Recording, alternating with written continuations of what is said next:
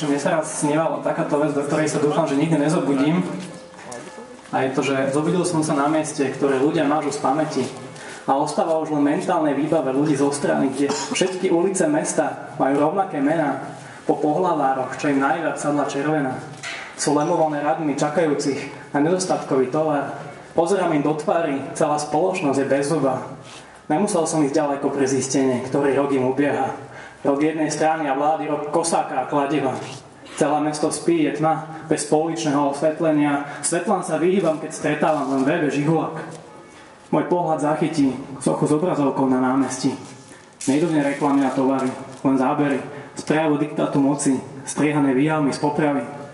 Boli to väzni z uranových bání, najhorších totalitných väzení a tí, čo ich chytili pri pokuse o prechod hraníc.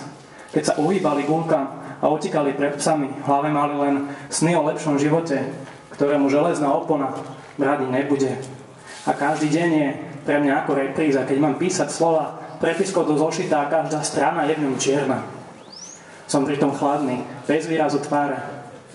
Jak socha, čo môže padnúť ľahko ako diktatúra, ale drží sa jak socializmus v slovenských hlavách. Preto bol Dubček hlupák, keď sa chcel stávať politikou proti sile sovietských tankov. Ja žijem bez toho, aby som zabudol na to, koho bič šlál chrbty Slovákov.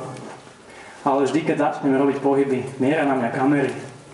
A som podozrivý, keď ma obchádzajú zelení a hľadajú to, čo u mňa nikdy nedajdu, že sa podvolím ich diktátu.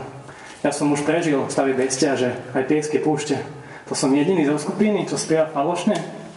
No výsledkom sú moje názory. Islám ma nestraší, len papaláši, čo si dávajú nálepku. Sociálni demokrati.